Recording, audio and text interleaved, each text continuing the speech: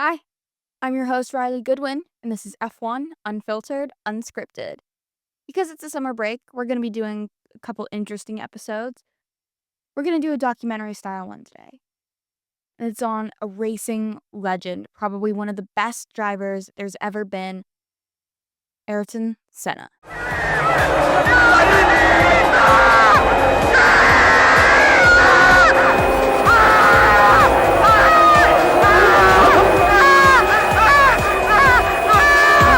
Senna was born March 21st, 1960 in Sao Paulo, I believe, Sao Paulo, Brazil, just Brazil in general. And his love for racing started early, very early. By the time he was 4, his father had gifted him a mini go-kart, and instantly he was in love. By 13, he was karting, and he was winning. He won his first karting race at 13, and 8 years later, he was winning single seat racing in Great Britain. And in that time, lots of stuff had happened to him, soap opera-like stuff. He had married and divorced his best friend from childhood, William Souza, and he had decided to pursue a career in Formula One over a career working for his father and his family company. Now, I think this was a great decision. He pursued his dreams, and he very much so succeeded. He was very successful in Formula One. Obviously, that's why we're talking about him. And because he decided not to go with his father, he signed with a team called Toleman Racing. Now, in his first season of racing, his first ever race where he debuted in 1984 at the Monaco Grand Prix, he came in second, right behind future teammate at McLaren, Alain Prost. Now, coming in second in your very first race, big deal. Very big deal. It's a big deal if you even podium in your first season. Like Antonelli podiumed, huge deal this season. Hadjar, Lawson, and all the rookies, even Bortoleto getting 6 are really, really good for rookies. And Senna was a rookie getting second. He was on podiums fast. And after only a year with Toleman, he believed they couldn't take him where he needed to. He needed a team that was better. He signed with Lotus. But first, he had to buy himself out of that Toleman contract. And buying himself out of that contract was going to cost him £100,000. Now, in today's money, that's going to be roughly 212 pounds. And in US dollars, that's going to be $520,761 to go race for a team called Lotus. Now, in comparison to modern days of buying yourself out of the contract, let's talk about Max Verstappen. There were a lot of rumors about him going to Mercedes and how they could just buy out his contract. Now, the estimated buyout for not Lewis Hamilton, sorry, Max Verstappen's contract is $100 million. Over that, actually. I think people believe it's $104 million or 116, I don't know. But it's over $100 million. Like, it's a lot of money. And obviously, drivers are paid much more than they were then, but whatever. It's still a lot of money. And in his 3 seasons with Lotus, he got pole 16 times and won 6 races. This is a very good score. He hasn't won any World Driving Championships yet, but he's definitely the person to watch to be winning them. He's doing very, very well. But after these 3 seasons, he needed something more. He needed to win, and he needed a team that could bring him that win. So he left Lotus for McLaren. And in the 1988 season, he comes possessed at Monaco Grand Prix. He's in qualifying, and he's already on pole. Insane work, right? But he's still going. He's still out there. And suddenly he's going fast. He's going so very fast. He is 2 seconds ahead of teammate Alain Prost, who's in the same McLaren car. And suddenly he comes to. He realizes what's happening. He slows down. He goes to the pit, and he doesn't come out again that day. And he later admits that he was scared, that he doesn't know what came over him, that it scared him what happened. And he won the championship that year, with McLaren actually winning 15 out of 16 races, with Senna winning 8 and Prost winning 7. Which, first year with McLaren, I mean, people knew he was going to win a world driving champion at some point, but they didn't know he was going to win it his first season with McLaren against Prost. Prost is an amazing driver. And this is where the rivalry begins. Rivalry, rivalry, rivalry. Prost, Senna, Hamilton, Rosberg. But today, we're talking about Senna and Prost. It's particularly 1990 to 1994. Well, technically 93, as Prost was already retired by 94. In 1990, there was again contention for the World Driving Championship, the two of them up against one another. Who's gonna win? And it's the Spanish Grand Prix. Now, the Spanish Grand Prix is not a good race. It's a terrible race because the driver for Lotus, Martin Donnelly, crashes his car. It's bad. Like, really, really bad. I've seen the footage, and bodies should not be bent that way. I don't remember who won the Spanish Grand Prix, but Senna was touched. It meant something to him. It made him want to drive more and drive better. And that brings us to Suzuka, the Japanese Grand Prix, where everything hangs in the balance. Who's going to win? It's all decided by this race. And Prost needs to DNF for Senna to win. Senna can DNF and still win. Prost? Not so much. Now, before this race, there's a driver safety meeting all about dangerous maneuvers and whatnot. And this is most definitely targeted towards Senna, to the point where he ends up saying he's sorry about dangerous maneuvers he's made before, particularly towards Prost. And I think it's important to mention that the FIA at the time is French and Prost is French. So he has, the British bias is the French bias. Like, it's insane. Like, they're really biased towards Prost and the stuff that I saw. But then again, I watched the Senna documentary that came out in 2010, which I have recently realized. Extremely biased towards Senna. Who knew? Almost like the movie is named after him. But that brings us back to Suzuka. And Senna is in pole, but pole is on the dirtiest side of the track, the bad racing line. This means Prost has the better position. And when everything starts, after Senna has argued and argued to get pole moved to the better spot, it hasn't happened. Prost still has the better one. And the race starts. And Senna puts himself in a position that makes Prost crash into him, making it a double DNF for McLaren at Suzuka. And you know what? Senna's not happy. He's not proud of what he's done. He's walked away with the World Driving Championship in his hands, but it's not something he's proud of.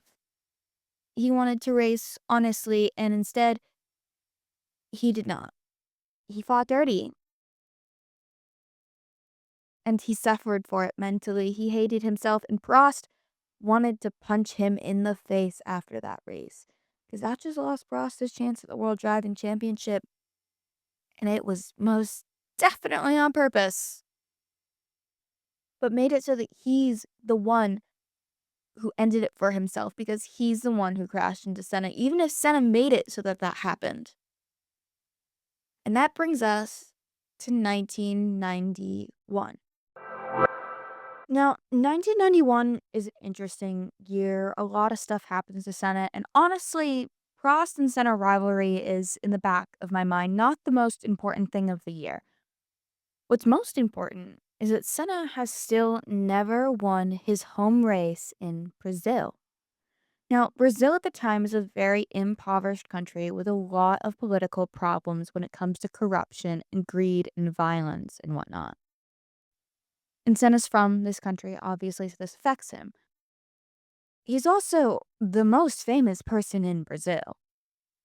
He brings hope to the people of Brazil. They love him. Him winning would be like the biggest deal ever in this time. And it's a big deal to him. And it stresses him out.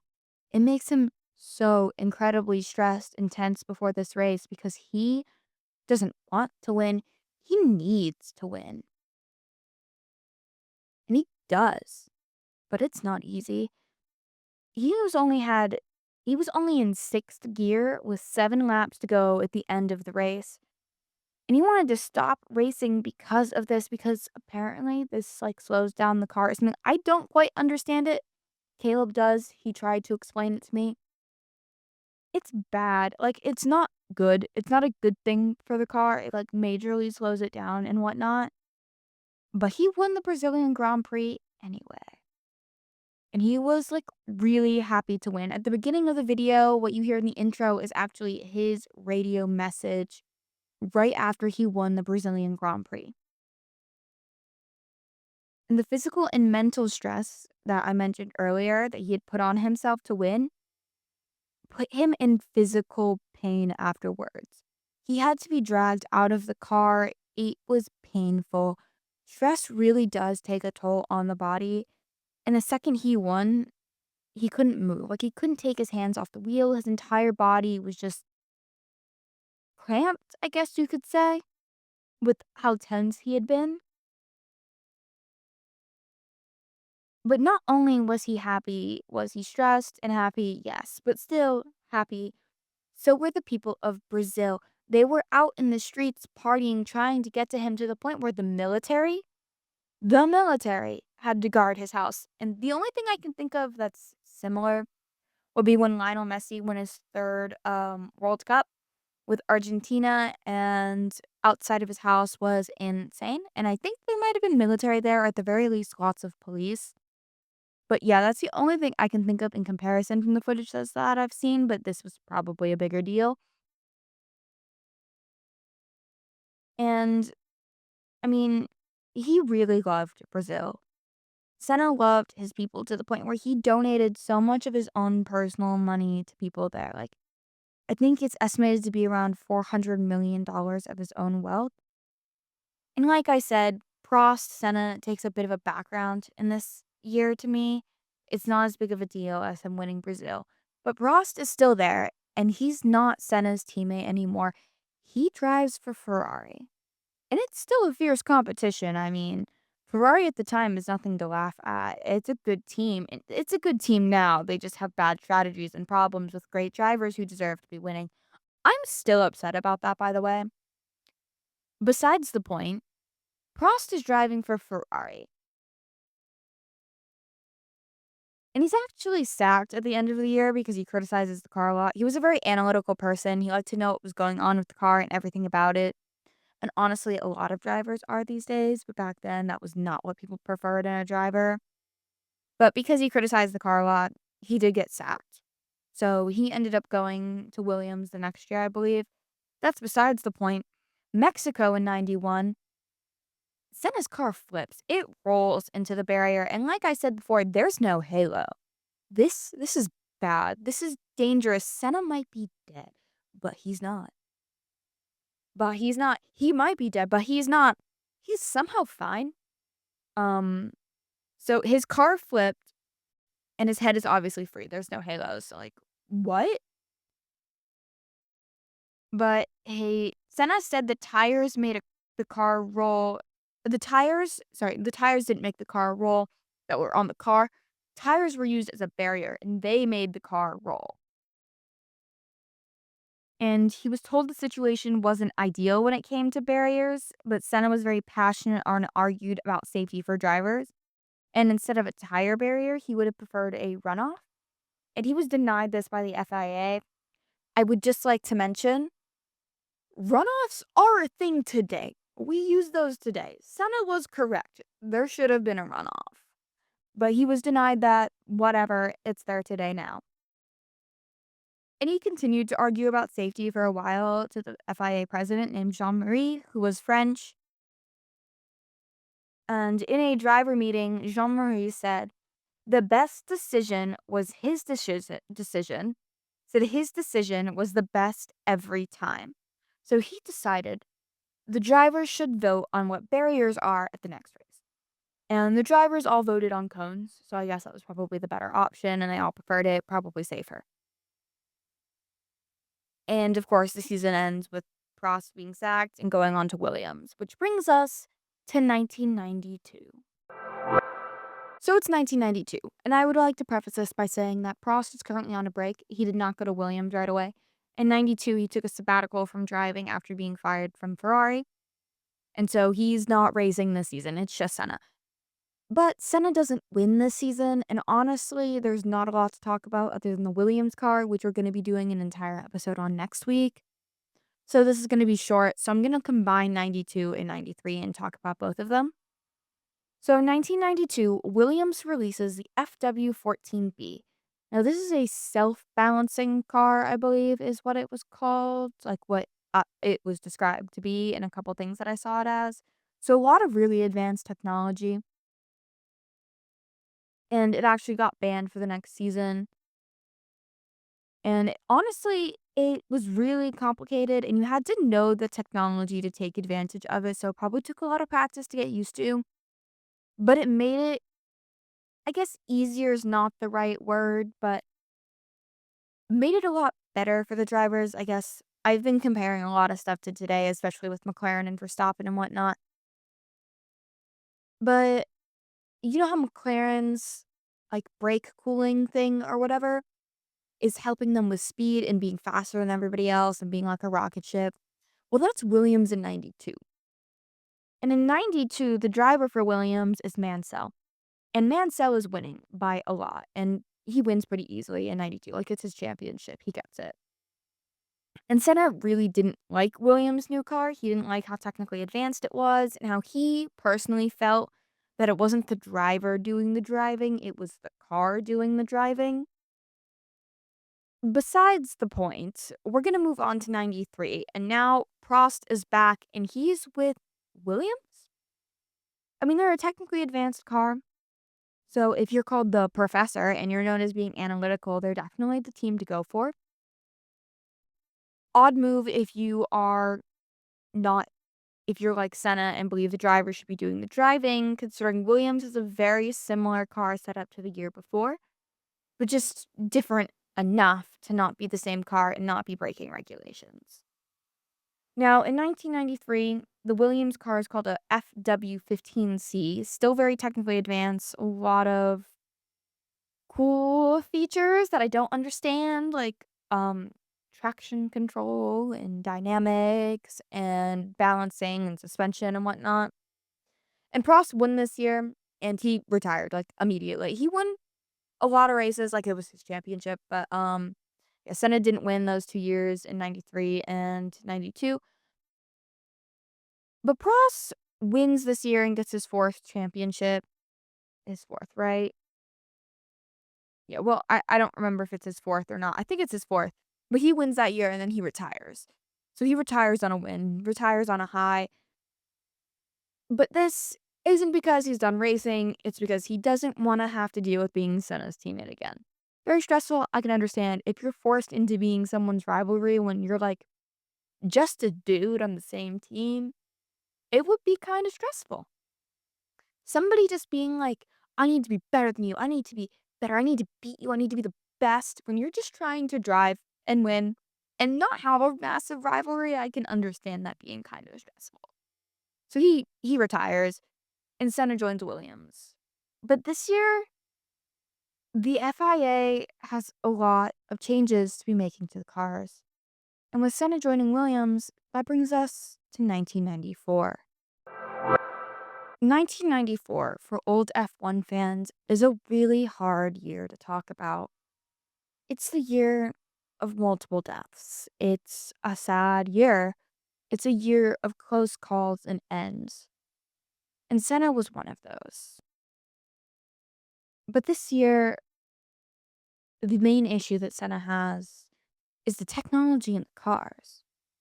First two races of the season, Senna's not even on the podium. The FIA has banned all technologies in the car, like the newer technologies. So no computer aids is what I mean by that. Um, like traction control and whatnot. And this made a lot of drivers, including Senna, have a major adjustment period and some trouble with the car. But Senna believed another great driver, a legend that we're going to be doing at some point, Michael Schumacher had traction control in his car, which was something that the FIA had banned at the time. We do have it now, I believe. I don't know if I'm wrong about that. We'll find out in editing. But he was convinced Schumacher had traction control. That's the first two races. Now it's the third race of the season at Imola. I personally believe this weekend became cursed the second there was a crash, like the first big crash. And that was Rubens Barrichello. He goes flying off the track into the barrier, and he ended up fine. I do want to say that. He ended up perfectly fine, but it was pretty bad, and people didn't know if he would be fine. But then you get to qualifying. The team Simtek, their driver, Roland Ratzenberger, crashed in qualifying after hitting the wall. And he dies of injuries sustained in the crash pretty quickly. It's because of the G-forces. So Jules Bianchi, when he hit the tractor, died because of the tractor, but mostly because of the sudden force of his car stopping. When F1 drivers are in their cars, they're going really, really fast. There's a lot of G-forces against their body. And when these G-forces come to a sudden halt, it causes the body to jolt in a way that it's not supposed to. And this especially affects the brain. Now, when you're younger and you're in school, they explain that concussions are dangerous and it causes your brain to jolt. And especially when learning about football players, too many of these are really bad for your brain. And when your G forces, when you're in a car like that, comes to a sudden halt, your brain can't handle it and it kills you. And that's what happened to Ratzenberger when he came to a sudden halt in the barriers. And this crash really upset a lot of people. In the documentary I watched, it said it was the first person in their generation to die in the racing. So it made a really big impact, especially on Senna. Senna was very upset about this. But people had to race anyway. And so they prepared and tried to move on to get ready for the race the next day on Sunday. This is when a reporter, who is friends with Senna, says to him and suggests, why don't we both quit and go fishing? The day after that, Senna was dead. It's Sunday, it's race day. We've just started the race. And it's obviously a morose atmosphere because it's the day before. But if I can just make one comment about the cars, they're extremely low to the ground. Very, very, very low. And the tires look really big because of it. Cars aren't nearly as low to the ground as they are now. So, like, this is cars then, this is cars today, if I want to make a comparison. Like, that's a pretty big difference in all reality. And this is what leads to Senna's crash, ultimately. And Senna is a very godly man. He's devout, very religious. He asks God, he reads a passage from the Bible, asking God to give him his greatest gifts, which to him is racing. And then within the first lap, there's not even first lap, the start of the race, there's a crash because a car didn't start. JJ Leto of Benetton was the driver of the car that did not start, and there was a crash there. But then within the first few laps, Senna crashes straight into the wall and dies of a fatal head injury. And the crash happened at the exact angle for the suspension shaft to break and causing it to hit him in the head, which is what ultimately caused the fatal head injury. And there was actually no broken bones and no bruising. His body itself was perfectly fine. It was his head that was the problem. And while this was all happening, a driver in the paddock area, well, not the paddock, the pit stop area, was accidentally waved ahead onto the track. And this driver was Eric Comas, a driver that Senna had saved earlier in his racing career when he had crashed and he was unconscious with Eric Comas' foot still being on the gas, which could have led to his car blowing up. So Senna saved his life by moving his feet and getting his body out of the car. And Eric Comas was waved through, and he was freaked out by the accident. He almost crashed into people, like, it was bad, he should not have been waved through, it was very dangerous, but when he got out of the car, he immediately went to see what was happening, and that's when he learned that Ayrton Senna was dead. He died minutes after the crash, maybe not even a full minute after the crash, and after the season, when the 1994 season finished, Comas quit F1. He stopped racing in Formula One after that, and Senna was dead at only 34.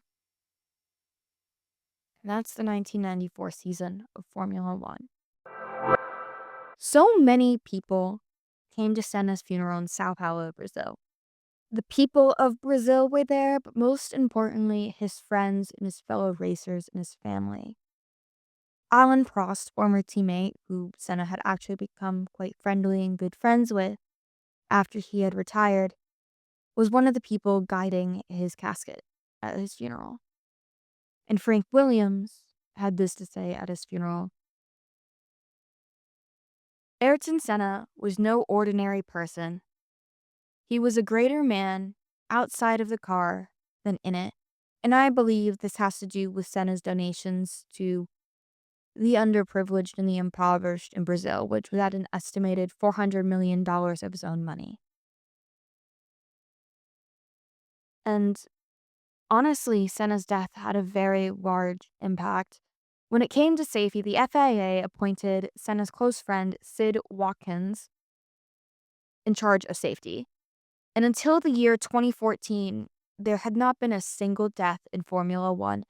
But in 2014, Jules Bianchi's car ran into a tractor that was removing another crashed car off the track at Suzuka. I believe it was Suzuka. Yes, the Japanese Grand Prix. And he later died from a fatal head injury caused by the G-forces and the tractor in 2015 after having been in a coma.